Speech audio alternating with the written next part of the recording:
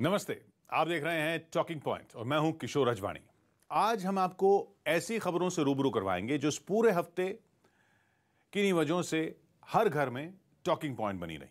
इसलिए आज उन्हीं खबरों को तफसील से समझने के लिए आप अपने परिवार के साथ देखने के लिए हमारे साथ बने रहिए। नेशनल हेरल्ड केस को लेकर इन दिनों कांग्रेस, बीजेपी, सरकार, कांग्रेस सब में ठनी हुई है। बीजेपी राहुल गांधी और सोनिया गांधी पर भ्रष्टाचार के आरोप लगा रही है। कांग्रेस का कहना है कि बीजेपी मुद्दों से ध्यान भटकाने के लिए ऐसा कर रही है। बीजेपी कह रही है कि तो ईडी की कार्रवाई है, कोर्ट की वजह से ऐसा हो रहा है। इस सब के बीच शोर बहुत हो रहा है, तो शोर में जनता कुछ समझ नहीं पा रही है कि मामला आखिर है क्या। ईडी के हाथ ऐसे क्या सबूत लगे कि उसे राहुल गांधी और सोनिया गांधी से पूछताछ करनी पड़ी। तो चलिए आज इसको समझने की कोशिश करते हैं। नेशनल हेरल्ड केस घर घर में टॉकिंग पॉइंट क्यों बना हुआ?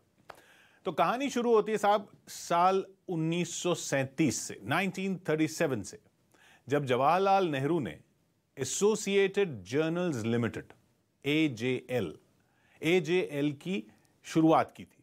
उस समय 5000 स्वतंत्रता सेनानी एजेएल के शेयर होल्डर बनाए गए थे, जिनकी संख्या 2010 आते आते सिर्फ 1057 रह गई शेयर होल्डर्स की। एजेएल ने ही पब्लिशर के तौर पर 1938 में नेशनल हेरल्ड का प्रकाशन शुरू किया था। एजेएल ने नेशनल हेरल्ड का प्रकाशन शुरू किया था। इसके अलावा एजेएल उर्दू में कौमी आवाज, हिंदी में नवजीवन नाम से अखबारों का प्रकाशन करती थी। 1938 में जवाहरलाल नेहरू न सिर्फ इस अखबार को उन्होंने शुरू किया, बल्कि देश के पहले प्रधानमंत्री बनने तक वो इसके बोर्ड के सदस्य भी रहे। खैर, आजादी से 9 साल पहले शुरू हुआ यह अखबार आजादी के बाद भी लंबे समय तक छपता रहा। एक तरह से कांग्रेस का मुखपत्र बन गया था। ऑफिशियल नहीं, लेकिन एक तरह से बन गया था। लेकिन धीरे धीरे एसोसिएटेड जर्नल्स लिमिटेड एजेएल द्वारा प्रकाशित ये तीनों अखबार आधुनिकीकरण की दौड़ में पिछड़ने लगे। इनकी साख कमजोर पड़ गई, पाठकों की संख्या कम हो गई, वित्तीय संकट में घिर गए। 2008 में बंद हो गए। जब नेशनल हेरल्ड बंद हुआ तब इस पर 90 करोड़ 25 लाख रुपए का कर्ज था। अब कायदे से तो कर्ज में डूबी किसी भी विफल कंपनी की तरह नेशनल हेरल्ड की कहानी का द एंड यही हो जाना चाहिए था। लेकिन 2008 में ही इस कहानी के 3 किरदार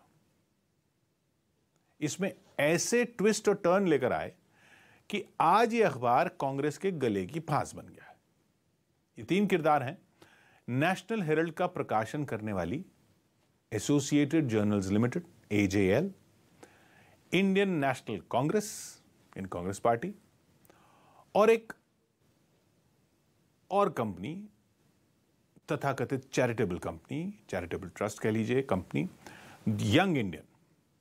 2008 में इस अखबार को बंद होने से बचाने के लिए ऑल इंडिया कांग्रेस कमेटी ने 2 साल के अंदर एजेएल को 90 करोड़ से ज्यादा का कर्ज दिया, ताकि अखबार किसी तरह से खुद को बचा पाए।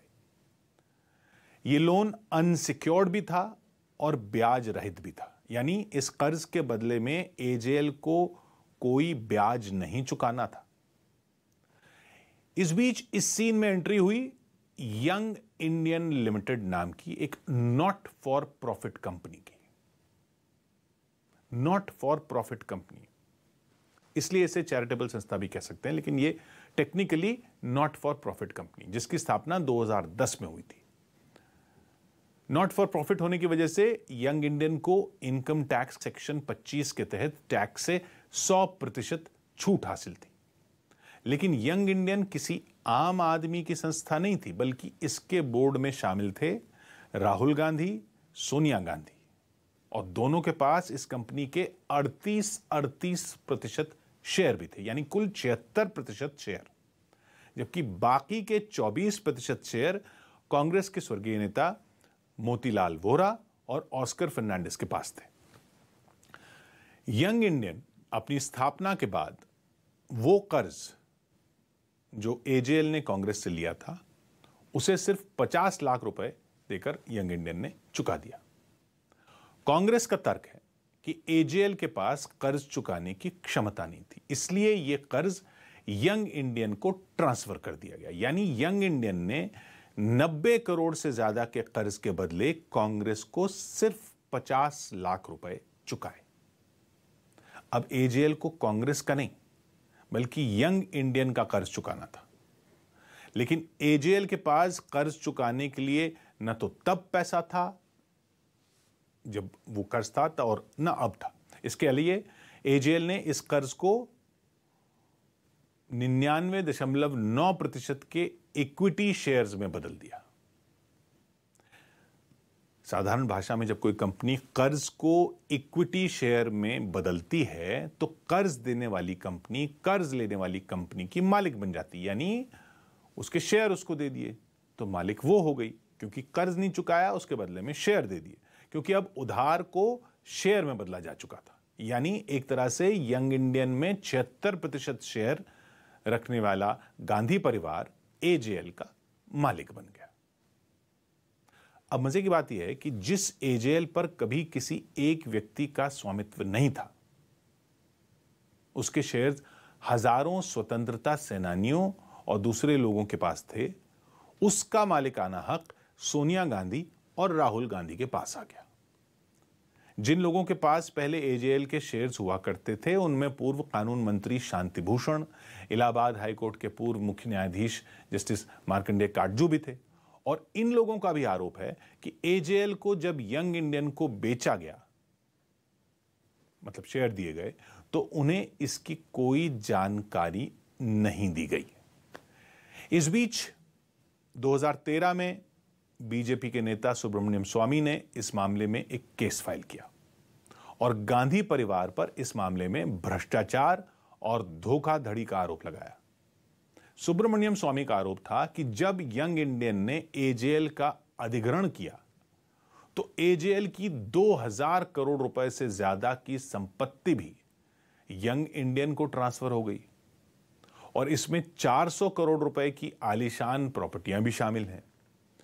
सुब्रमण्यम स्वामी का आरोप है कि इस तरह से राहुल गांधी और सोनिया गांधी हजारों करोड़ रुपए की संपत्ति के मालिक बन गए। राहुल गांधी और सोनिया गांधी के अलावा इस केस में कांग्रेस के पूर्व नेता मोतीलाल वोरा, ऑस्कर फर्नांडिस, पत्रकार सुमन दुबे और सैम पित्रोदा के नाम भी शामिल हैं। अब जांच एजेंसियां इस मामले में कुछ सवालों के जवाब तलाश रही हैं। मसलन अगर एजेएल के पास करोड़ों रुपए की संपत्ति थी तो एजेएल ने कांग्रेस से लिया हुआ लोन ये संपत्तियां बेचकर वापस क्यों नहीं किया? इसके अलावा यंग इंडियन पर एक और वित्तीय अनियमितता को लेकर शक है, क्योंकि यंग इंडियन ने कांग्रेस को जो 50 लाख रुपए देकर एजेएल का कर्ज खत्म किया था, उसके लिए यंग इंडियन ने डोटेक्स नाम की एक कंपनी से 1 करोड़ रुपए का लोन लिया था। 1 करोड़ रुपए का लोन लिया, उस 50 लाख रुपए चुकाए और कर्ज अपने ऊपर हो गया और उसी हिसाब से स्वामित्व आ गया और उसी से हजारों की, जो आरोप है कि हजारों करोड़ की प्रॉपर्टी आ गई। अब फाइनेंशियल इंटेलिजेंस यूनिट को इस ट्रांजैक्शन पर भी शक है जो 1 करोड़ लिए डोटेक्स से। और सबसे ज्यादा हैरानी की बात यह है कि कांग्रेस ने 90 करोड़ रुपए का लोन 50 लाख रुपए मिलने से 2 महीने पहले ही यंग इंडियन को ट्रांसफर कर दिया था। यानी पैसे मिलने से पहले ही माल बेच दिया गया। पैसे मिलने से पहले ही माल बेच दिया गया, यह आरोप है। यहां माल का मतलब कर्ज से। यंग इंडियन को नॉट फॉर प्रॉफिट कंपनी होने के नाते टैक्स में जो छूट हासिल थी वो छूट 2017 में वापस ले ली गई थी, क्योंकि इनकम टैक्स डिपार्टमेंट के मुताबिक इस संस्था ने कोई चैरिटी की ही नहीं, कोई ऐसा काम नहीं किया कि उसे नॉट फॉर प्रॉफिट वाली कैटेगरी में रखा जा सके। इस मामले में कॉन्फ्लिक्ट ऑफ इंटरेस्ट की भी जांच हो रही है, क्योंकि कांग्रेस के पूर्व नेता मोतीलाल वोरा कांग्रेस, एजेएल और यंग इंडियन में महत्वपूर्ण पदों पर थे। मोतीलाल वोरा कांग्रेस में भी महत्वपूर्ण पद पे थे, एजेएल में भी थे, यंग इंडियन में थे। इन तीनों में ही खेल था। जिस ऑल इंडिया कांग्रेस कमेटी ने एजेएल को 90 करोड़ रुपए से ज्यादा का कर्ज दिया था, मोतीलाल वोरा उसके कोषाध्यक्ष थे। जिस एजेएल को लोन मिला था, मोतीलाल वोरा उसके चीफ मैनेजिंग डायरेक्टर थे। जिस यंग इंडियन लिमिटेड ने एजेएल को खरीदा, मोतीलाल वोरा उस यंग इंडियन के बोर्ड में भी थे और उसके शेयर होल्डर भी। अब सवाल यह है कि अगर मोतीलाल वोरा कांग्रेस और एजेएल में महत्वपूर्ण पदों पर थे तो उन्हें एजेएल की उन संपत्तियों की जानकारी कैसे नहीं थी जिन्हें बेचकर कर्ज चुकाया जा सकता था?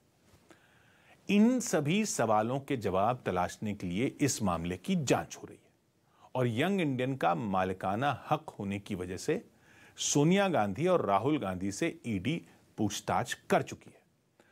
अब कांग्रेस का कहना है कि ये सभी आरोप झूठे हैं और बीजेपी मनी लॉन्ड्रिंग के झूठे आरोप लगाकर असली मुद्दों से ध्यान भटका रही है।